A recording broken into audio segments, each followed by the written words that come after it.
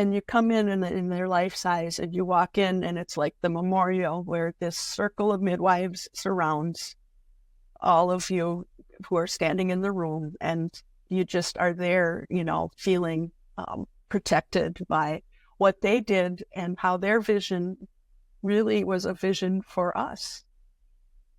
Every baby that you catch is a vision for the future, and that's what they were doing, was carrying the future by helping their neighbors.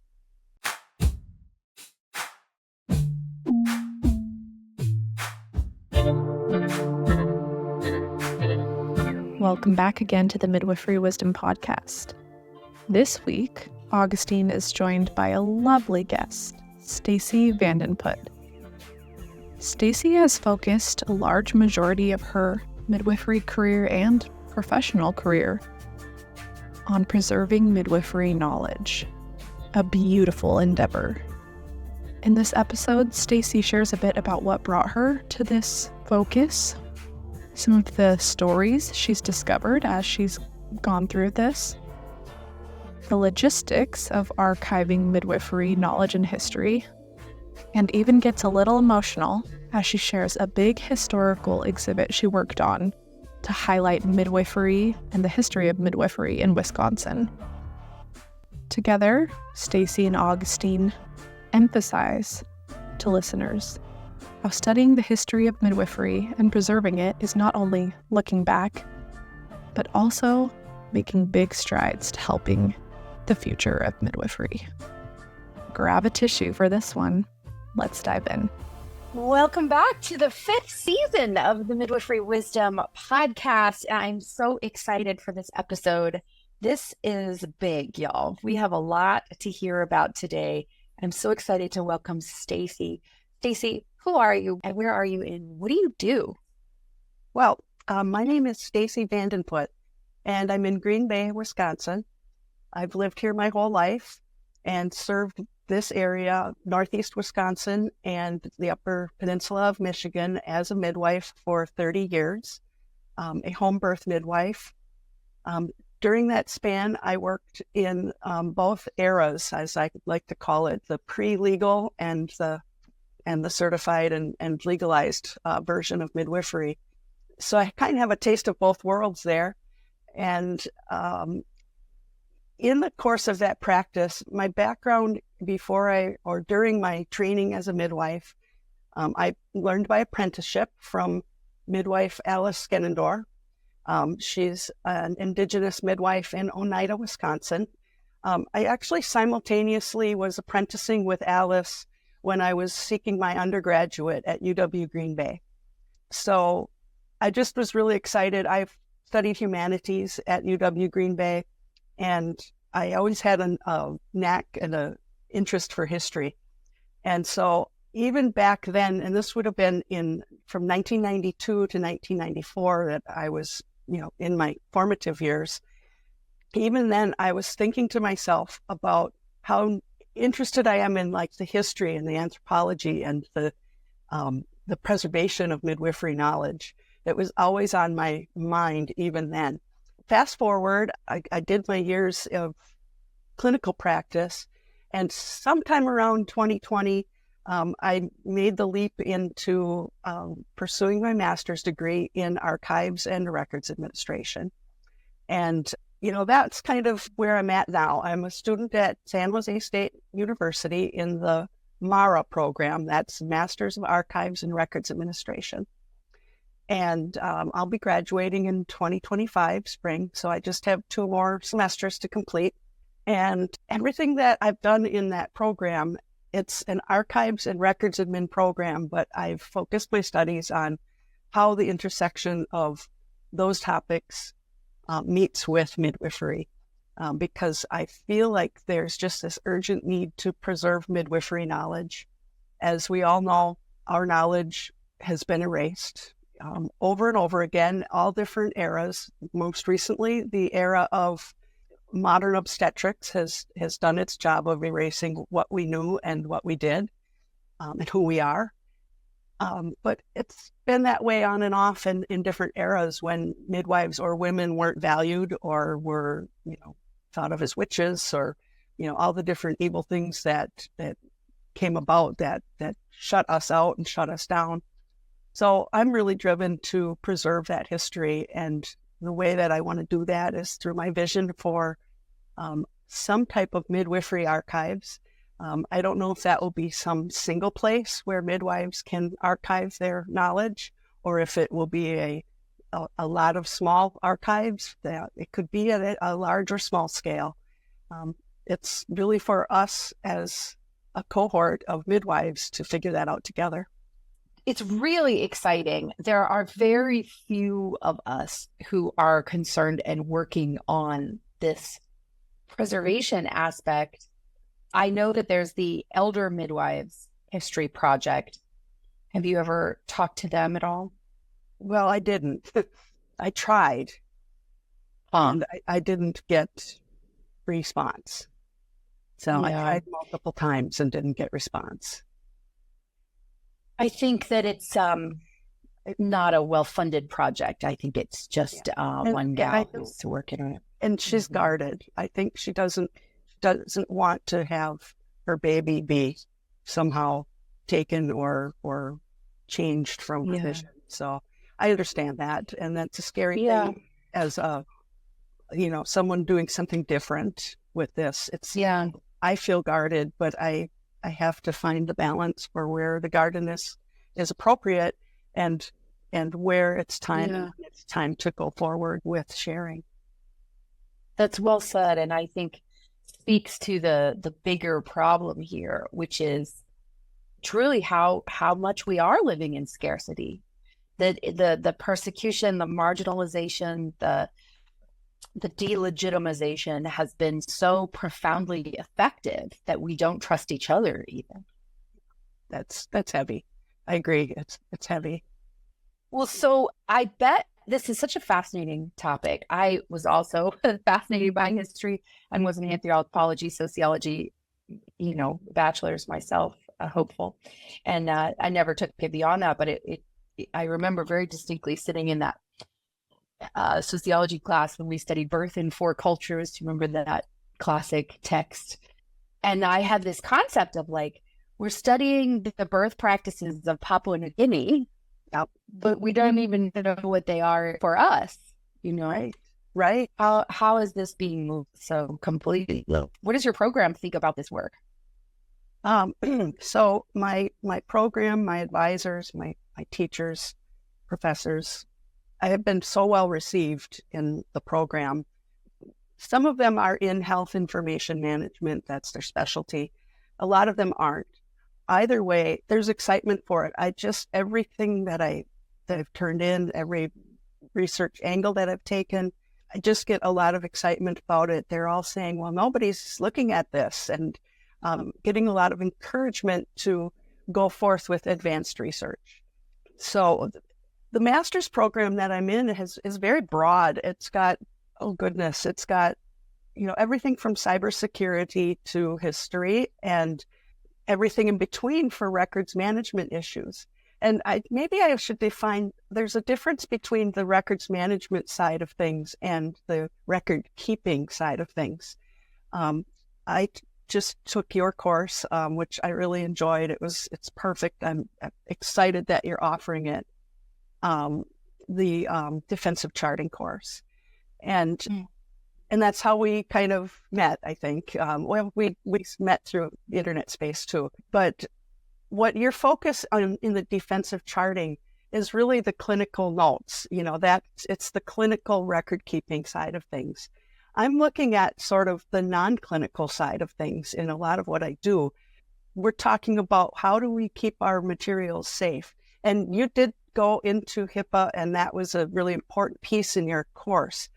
But even beyond HIPAA, we have to start thinking as midwives about cybersecurity. We're operating and practicing in connected times. We have to be able to work in a connected way safely. And we didn't know this coming into the internet age. Again, my work straddled two eras: the era when midwifery wasn't legal and then became legal. It also straddled the era when we were 100% paper-based, and we became internet-based and digital. So many of us midwives, at least of my age group and, maybe 10 years older, 10 years younger, we're all in the same boat. We came into this digital era and we were very excited about what we could do with computers and what we could do with internet connectivity. And yet none of us was trained in how to handle all of that data. And what I'd like to say about that is, at first I was concerned that we needed to, look at this from a midwifery standpoint. And as I started looking at it in my studies, that's when I realized it's not just a midwifery problem, it's an everybody problem, every industry, your medical doctors, your banking institutions, your schools, they all came into the digital age with the same deficits as what I started noticing or writing and studying about in midwifery. Digital data is made and accumulated so rapidly that we can't keep up with how to store it. And we think of it as, well, it doesn't take up physical space, so it's okay, we can just keep everything. But this notion of a life cycle of records is really an important piece of the research I'm doing and want to really share with folks, is what we do with those records that we make. And records can be clinical records, our charts, but it can also be our history of our practice and, all of those brochures that we made that we hand printed for like our home birth meetings and, all of those things that make up our history and our activities that we engaged in. Even things like, each cycle of recertification, all of the things that we put together to, get our NARM certificate renewed, that makes up a packet of history. And those are all records. And some records have got value for business purposes that are active. And some records have value for historic reasons, and some just for our own practices. Let's say, like every business, Coca-Cola has an archive of its historical materials, and every midwife can have an archive of their historic materials that way. And then we have... I'm really thinking of like testimonials, like all those little handwritten notes that we get. Oh, I love those.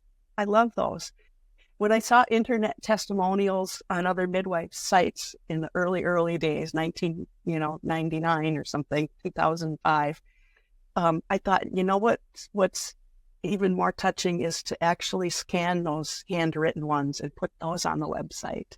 And so I love those handwritten notes. Yes.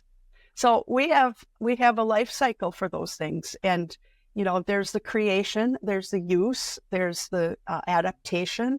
And then at some point they're no longer, useful for active business purposes, and they need to be disposed. And the word disposal in record keeping means not just necessarily destroying. Destroying is one way that things can be disposed, but the other way they can be disposed is through archiving. You take them out of active use and you put them into archives. And archives can be a single entity has an archive, a midwifery practice, or it can be a group practice archive, or it could be a state organization's archive, or even a national type of archive. And so I'm just looking at that as big possibility that we could develop, and I want to develop the framework for archives to exist at all of those levels, within individual practices, in state organizations, and even some type of national archive that captures this unique United States history of midwifery through the judicious preservation of midwifery records that are of enduring cultural value. It's so rich. And I can just imagine that in this educational process, you must be poring over archival records. Like you must be reviewing things. Tell us about some of the things that you're coming across or that you feel like need preserving. Right. Well, that's a big question. I know. Well, I'm just imagining that midwives who don't have this historical bent might be like, why would you want a flyer from 1995? Like, that's not fun, right? So there must be more than that. Can you tell us more? Well, for me, it has a little bit to do with, or a lot to do with the erasure of us historically. One of the first research projects that I did was to write a history of record keeping. It was just a really broad prompt, write the history of record keeping. And of course, me being who I am, I'm like, well, I can't just write a history of record keeping. I need to write a history of midwifery record keeping. And that was like a super fascinating research project. I was so high from the research. I don't even know where to begin. It was one of my early projects. And, midwives have been claimed by our detractors for millennia as being ignorant, being dirty, being illiterate, and so forth. But when we look at a record of midwifery, and midwifery records from ancient times come in different ways than what, other possible records. So we have one of the records of midwifery or a midwife's existence, this bas relief of a midwife in it was 2nd century Rome. Her name was Scribonia, Scribonia. So if you look up Scribonia, you can see this bas relief of, it's her grave marker. And it's this, a lot of midwives will recognize it. It's a carving of a woman in labor and a midwife with her hand sort of up her dress, kind of apparently, catching the baby, maybe with the dress covering the hand for modesty's sake. And it's just, so beautiful. I looked at it for the longest time, and I just looked and I read about it, and nobody had said this, but it just dawned on me that this word, scribonia, is rooted in writing. Scribes are writers. And it just dawned on me that the very oldest of midwifery records that we have is this woman whose name meant literacy and writing. And so it just blows out of the water, this idea that midwives have been ignorant. And then as we scooted forward to like the colonial U.S., we saw that there's records that midwives were called into court often to testify in cases of bastards. It's like, we have to have you come and prove that this child was, of a marital, whatever. So if they were being called into courts as reliable witnesses, they were also called into courts as reliable witnesses for the sake of women who claimed pregnancy to try and stay out of prison. And that was colonial times as well. So here we have midwives being recognized as reliable sources. Why were they reliable sources? They had to have some kind of record-keeping system. Even if it was something just noting I attended a birth of Mrs. So-and-so. That's a record, and that was something that could prove, or I attended, I listened to the heartbeat, or I felt the baby kicking, something is recorded there, and it proves literacy throughout the ages. It proves record keeping existed, and yet all of that was just destroyed.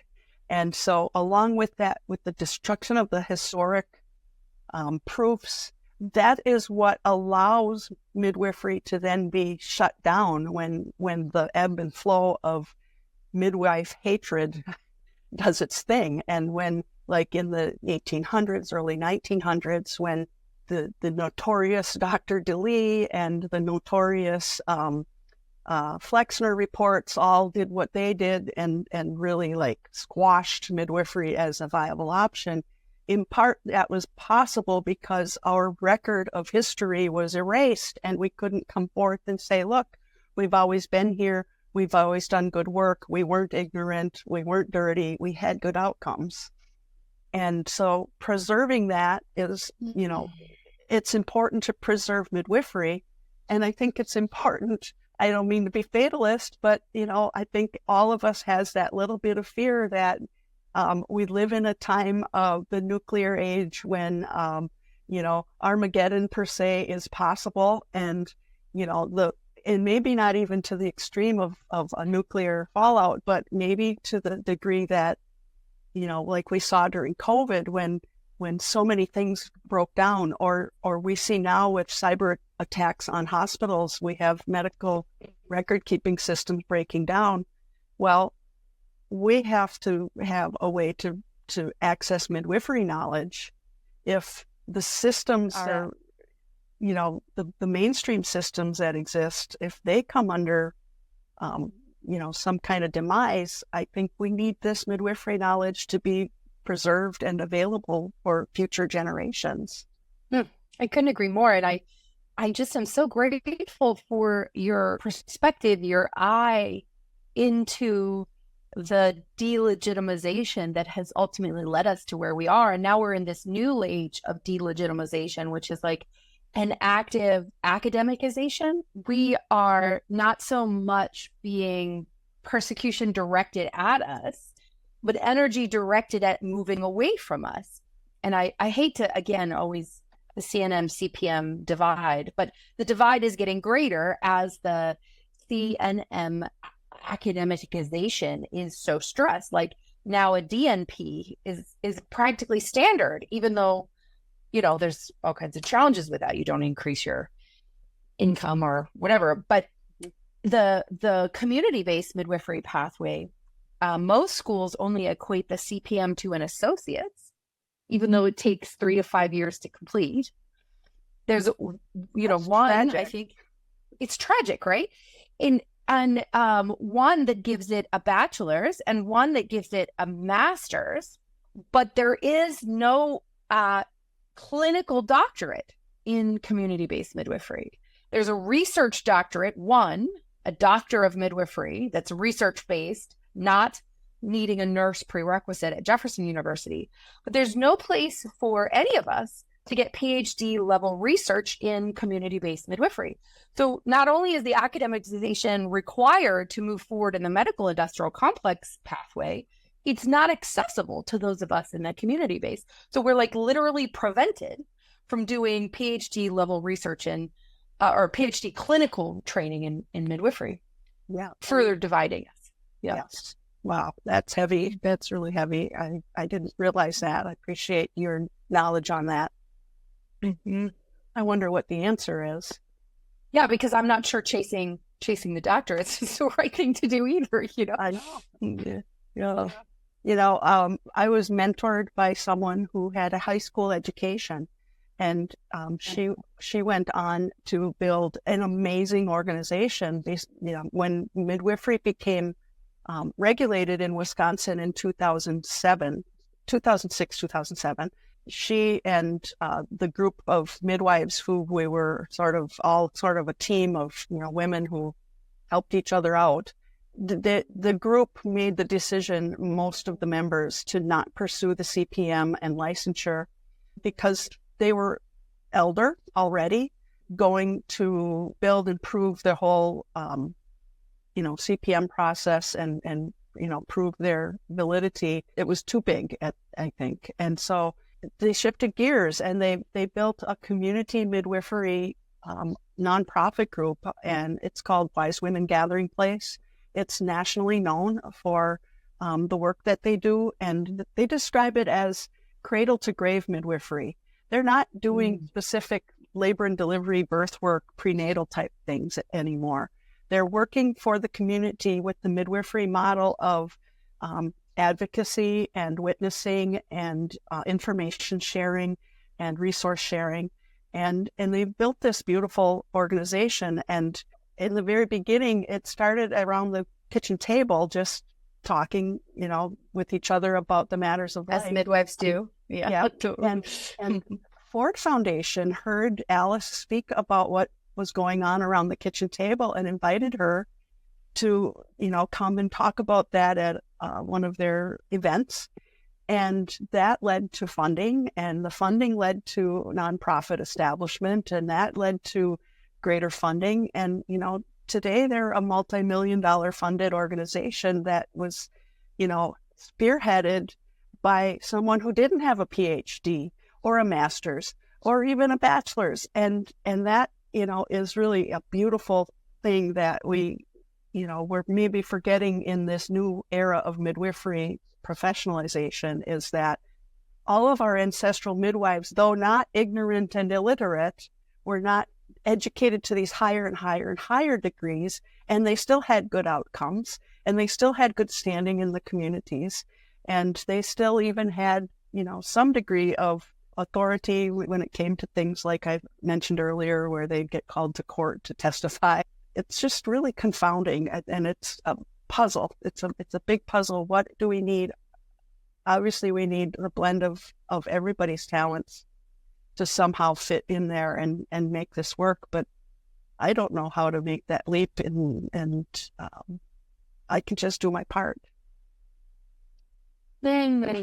Yeah, it is confounding, and it's actually, this is something I was able to really learn this year. Actually, it's not actually solely a community-based midwifery issue. I got the great pleasure to hear Ginger Breedlove speak at the Florida ACNM annual meeting this year. And I really wasn't aware of how much struggle the CNMs are facing as well, because, and this was an insurance issue that I wasn't really aware of. Insurance payouts are tied to the supervising or hiring physicians NPI. Wow. And so when CNMs go to get their malpractice insurance, credential at a hospital, sign a contract with a new practice, their RFP, or their, like, the number of times they've seen someone is like 0 or almost nothing. So they become devalued within the medical system, such that they, exactly, I didn't really understand this, such that they can't afford malpractice, because it's like they're a brand new practicing midwife, even though they might have been one for 10 years, or they can't get the money that they're owed because it looks like they don't do much work. Wow. Yeah, so the system is by design, obviously, because we're really in a monopoly. Yeah. And I wish that there were more birth lawyers or advocates talking about antitrust laws, breaking up the medical monopoly that routinely and aggressively puts competition out of business. And of course, this happens from the smallest level, like us in community-based birth, all the way up to the largest level in terms of, natural medicine and whatever. The chiropractors seem to be the only ones that have somehow made it through to mainstream. That's an interesting case there. They really have worked hard and made an impact, but I'm sure they've given up some things. I'm sure they've traded somewhere. Yeah. So, but it doesn't seem to be surmountable. It seems like this is I don't want to be doomsday, but it seems like we need a great reset before we can solve this, And that's where bringing it back to your question, well, what does this matter to a midwife who doesn't look at the historic perspective? That's why the history matters, in my opinion. That's why this drives me. If we can continue to preserve our record, preserve what we know, what we did, what we do, who we impact and how we impact. By preserving that, we build the story. And when the story is built and it is kept alive, that helps move our future, daughters or sons or whomever takes up this cause in the future. We're here in this time, but midwifery is going to transcend this time that we're in it. And there's going to be people with more brilliant minds than me who actually can figure out how to bridge those gaps, and they can build on what we preserve to help show them and guide the way. And, that's kind of the meaningful part for me. And just, I'm building what I'm researching and what I'm writing about and hoping to publish is just the framework. I don't think I'm going to be the one who builds the physical structure of the midwives archive. It's going to take me the rest of my life to build the framework, which is the policies and the procedures and the vision and those things. It needs to be picked up by the next generation of folks who have that vision too, and share it and expand it from my narrow point of view. And so I see this as sort of a long-term picture. What I learned in one of my courses about what's archives, another name for an archive is trusted repository. So a trusted repository is another term for an archive. And so one of the definitions, like the ISO, or, International Standards Organization definitions for a trusted repository, is that it has all of the methods and means that would be financial and, framework wise. It has all the methods and means and people, or at least a design for what people are involved, for the repository to exist in perpetuity. So you have to think through, like, if I'm going to say I'm going to build a national midwives archive, and it's going to be a trusted repository, that means I'm going to seek the funding, and I'm going to seek the people to manage it, and I'm going to seek the standards and the updating of policies. All of it has some kind of map that somebody 100 years or 500 years down the road could look at the map and help keep it perpetuating its existence. Wow. That it doesn't go away. Wow. And that's a big vision. And I want to talk about that vision. I don't know if it's me who's going to make it happen, but I'm going to take some steps down that road and hope that some others will come along with me as I go forward with that. This episode is brought to you by Laudor Bookkeeping, a virtual bookkeeping firm supporting midwives and doulas. We understand that what you love to do is serve mamas. And sometimes nothing takes you out of your zone of genius like thinking about the money.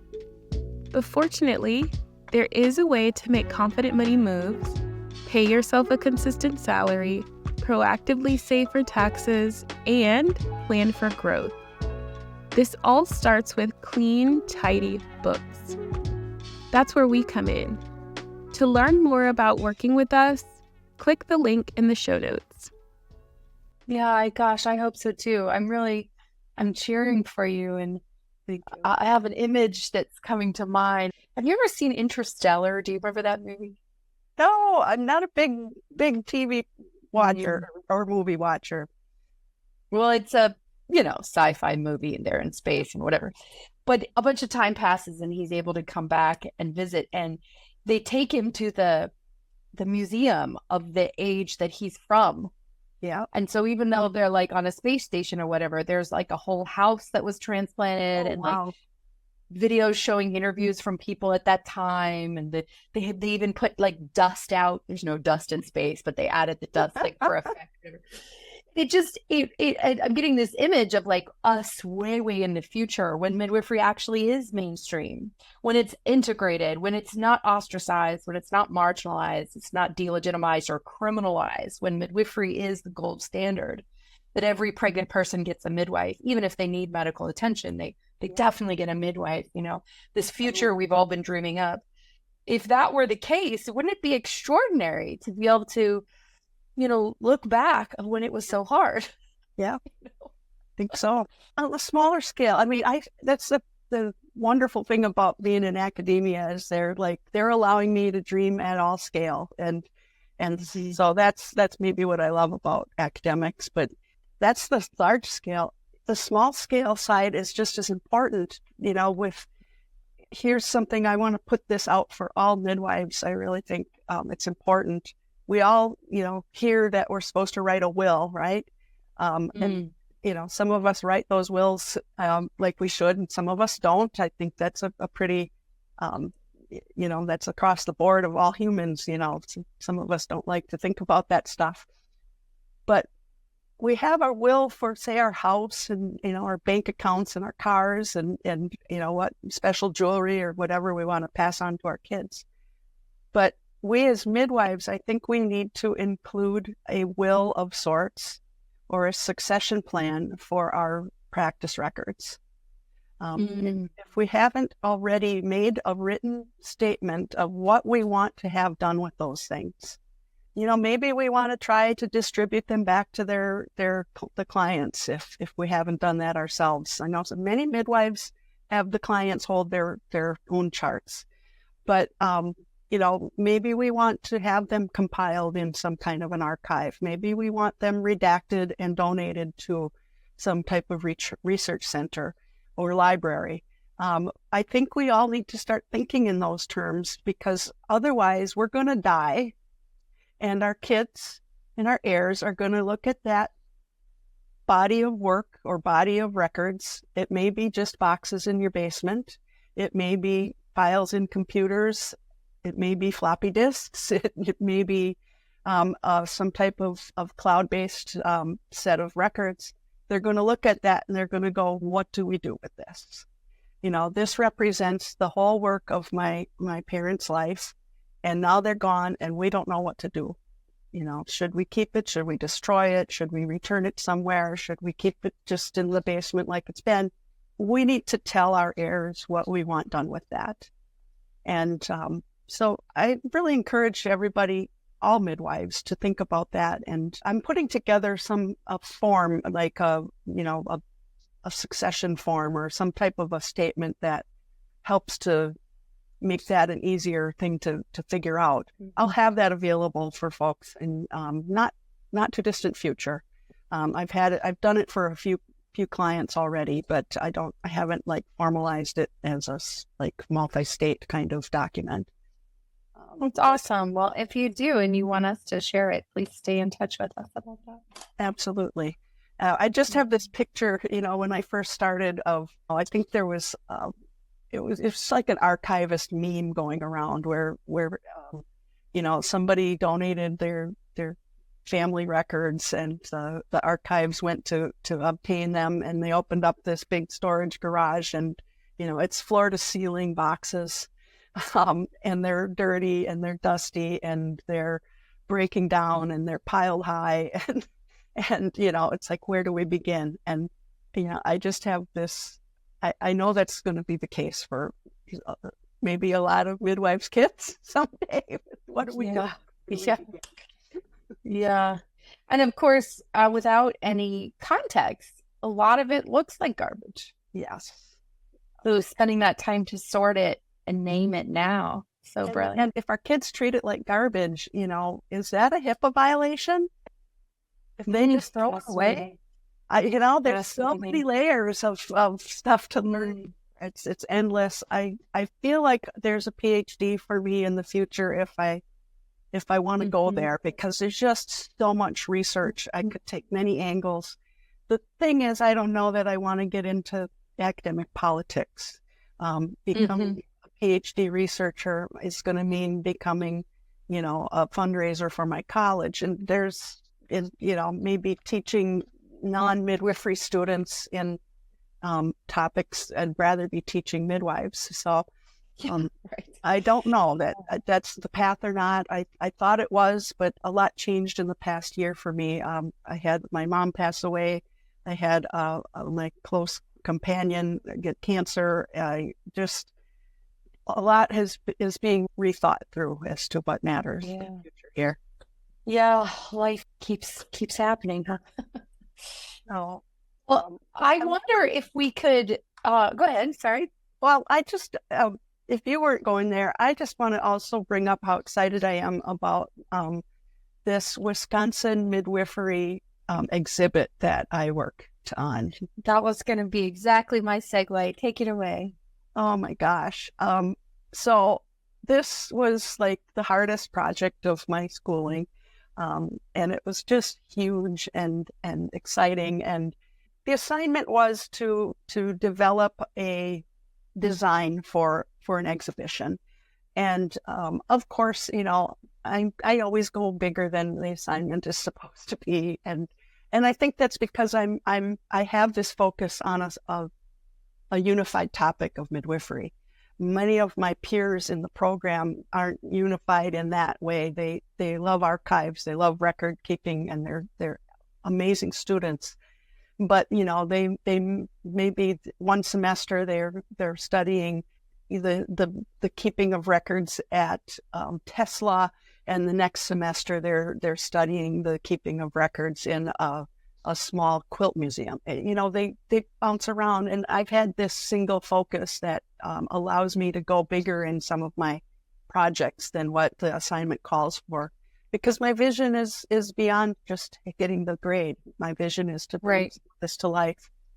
And so this opportunity to design an exhibition, really just put me onto this exciting path of research. So my vision was to develop an exhibition on midwifery and midwifery history, and we had to pull all of our resources from a single archive. So that was a parameter that made it challenging. And at first I thought I wasn't going to find much. And I was asking the teacher for I have this topic, but could I possibly use 2 archives? Or, and she's like, no, we got to stick with the parameters here. This is part of the challenge. So I went into the Wisconsin Historical Society archives, and I started to dig for any traces of midwifery in the state of Wisconsin. And what literally unfolded was just mind-blowing. I found evidence of over 1,000 midwives in the state of Wisconsin. I found a rich history of Wisconsin midwifery, and even writings I had never heard of before, which puzzled me. Early 2000s, there was an author, I can text that name in or later on, but she did an academic study on midwifery in the state, historic midwifery in the state. So I wasn't the first to do this in the archives or in the Historical Society. So her book was super helpful. I just was really surprised I didn't hear about it through my state midwifery organization. You would have thought that we would have gotten on board with that when she was writing it and publishing her stuff. But nonetheless, her work was significant in guiding me to some answers and understanding what some of the materials that I found in the archives. I think her work was also pivotal in why there were any records of midwives even in the Wisconsin Historical Society, because she did all the digging and the work to make it, interesting enough that it got digitized and put on the internet. So of the holdings at the Wisconsin Historical Society, only a small, tiny percent is actually digitized that we can look at it on the internet. That's why these midwifery records were actually digitized, was because her work in the early 2000s brought attention to this whole genre of study, that we have a very rich midwifery history here. So one of the findings in her research was that midwifery is historically it was a distinctly cultural activity, and it was a distinctly neighborly act. So it was this act of service done by neighbor to neighbor. There was no special training other than the apprenticeships that happened, or the mother to daughter type of, sharing of knowledge about it. And it wasn't professionalized, of course, but it served this huge, place in society prior to doctors existing. And even after doctors did exist, and we had the surgeons coming into communities and the military surgeons and so forth, these midwives played really important roles in community healing, in addition to birthing babies and helping pregnant people and helping newborns. And it was just this extremely tangible presence. Every immigrant group had their own people who served them as midwives. It was a well-developed custom. In 1890 or so, that right about there, the city of Milwaukee had more midwives per capita than any other city in the U.S. I found names and addresses of midwives in these old telephone directories. And as I was going through this, it was so visceral. It was just like I was sobbing and just couldn't turn off the tears, but they were joyful tears.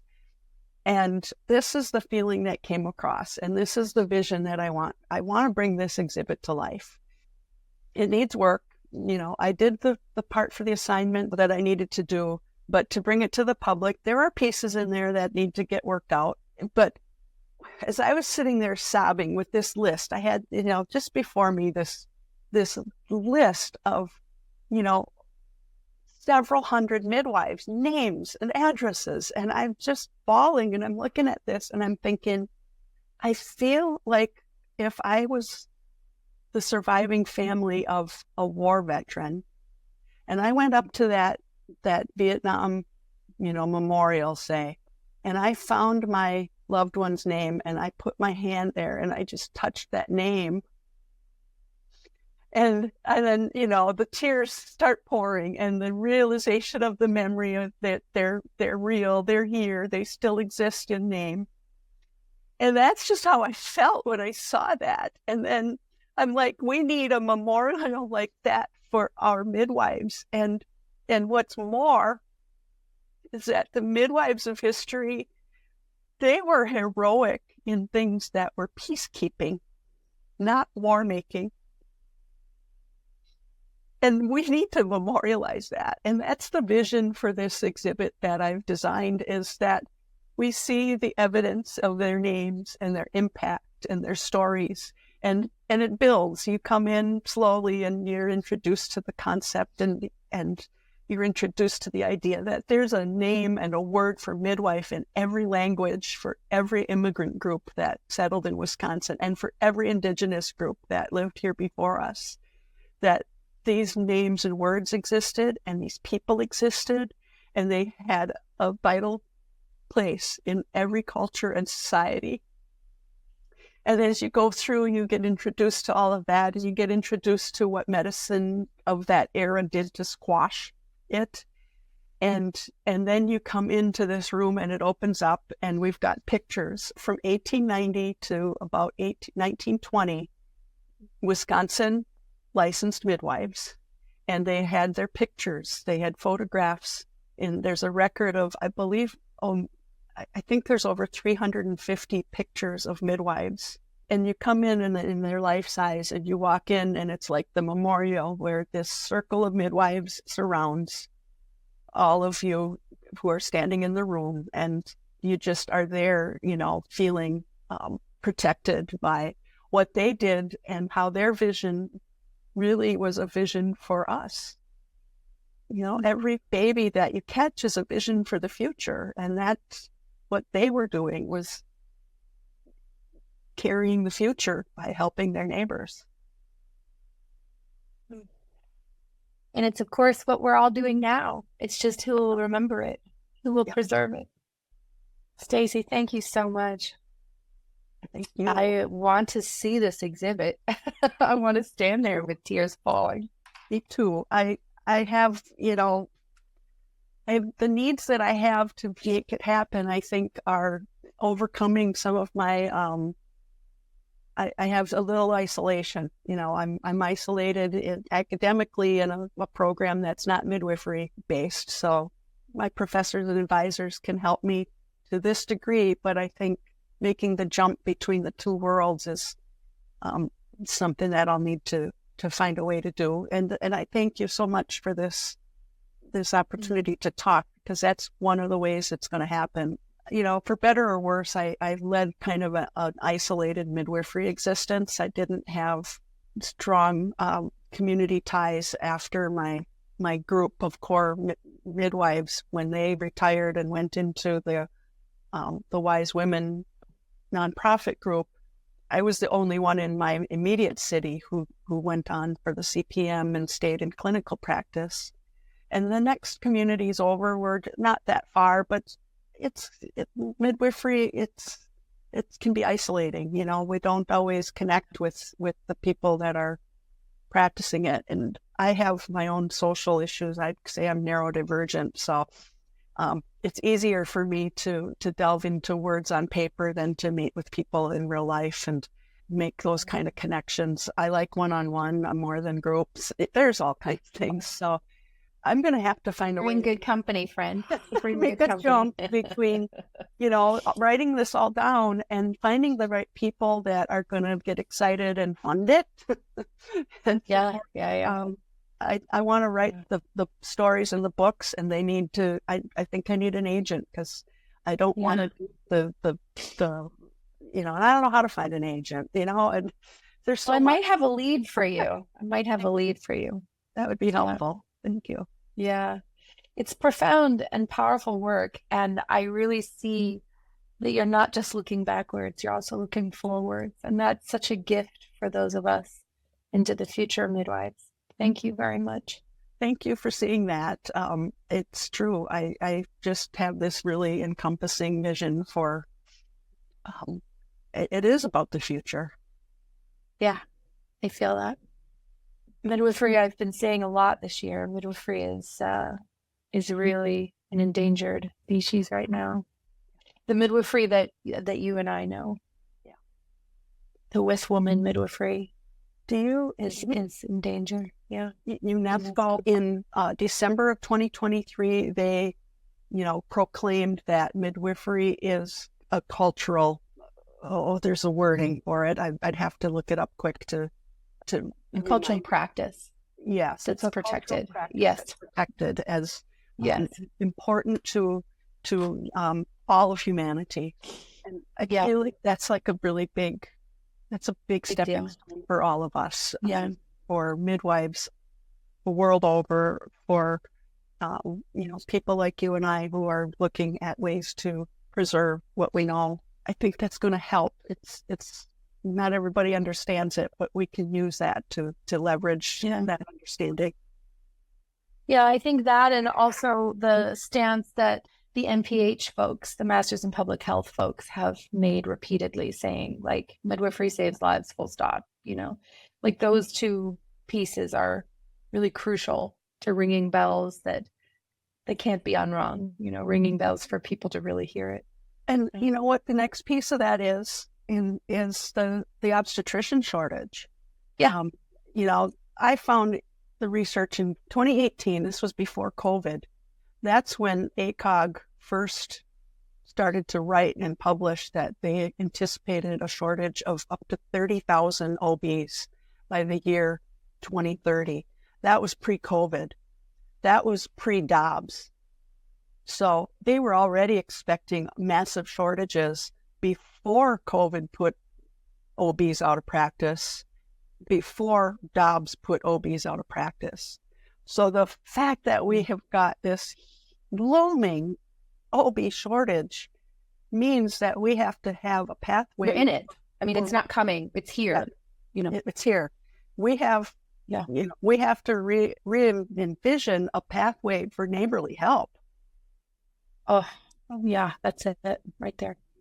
And I think this is what I personally, my organization and what my team works so tirelessly on is helping to deconstruct the thing inside of midwives that makes them feel so isolated and alone and persecuted and guarded and living in scarcity. Because if we don't come together, it will be lost. And if we don't come out of scarcity, it will be lost as well. We can't maintain, and we can't nourish what's scarce. That's it.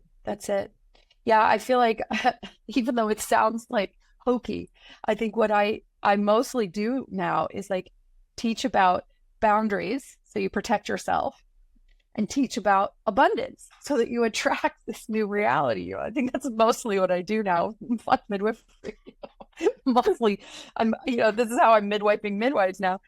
And I have this new thing that Midwifery Wisdom has just added is this gamified space, right? We're like hacking the dopamine of video games inside of a midwifery community so that they like level up and win prizes and things. Like, so I love that. Like we're trying to help people play together, not just work together. The fact that you brought that up really hits home for me because, I don't know how to play. I only know how to work, and I regret that. I'm approaching my older years, and now I'm starting to look back at what I lost by not having more balance in my work and life. And For better or worse, I still thrive on work. I feel good when I work and produce and do, things. I'm thankful for the privilege that I have to study and be an academic instead of having to work as, somebody else's employee doing something I hate. But it's still, I have to learn that balance, and I appreciate you bringing that up. And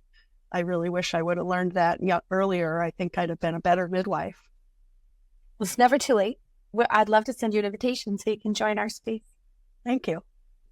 It's been a great honor to speak to you. I would love to support your mission, and not only this exhibit for Wisconsin midwives, but really creating that midwifery archive so that there is proof that we existed. And I feel like the record keeping side of it fits in, because if we could figure out a way, and I'm working on it, to sort of standardize the way that each practice manages their records. If we can apply a simple, doable standard and make it easy across the board and teach it to midwives in training and maybe embed that into programs, because our midwives, our community midwives, most of us are self-employed, or we work for a 2-person or 3-person practice. We don't have the infrastructure that the hospital systems have for record keeping. Yeah, there's no records manager. we keep reinventing it for each individual practice. Yeah. So if I can figure out this way to write it out and then teach it to midwives across the board, and if that works out, good record keeping practices now, while records are active, will make for a streamlined and smooth process into archives when the records are no longer needed for active practice. And so that's what my record keeping piece of this is. And I do intend to start consulting individual practices on record keeping for now, so that they can know what they're doing and why they're doing it with all these things we say. It's awesome. It's awesome. What a gift. Again, what a gift.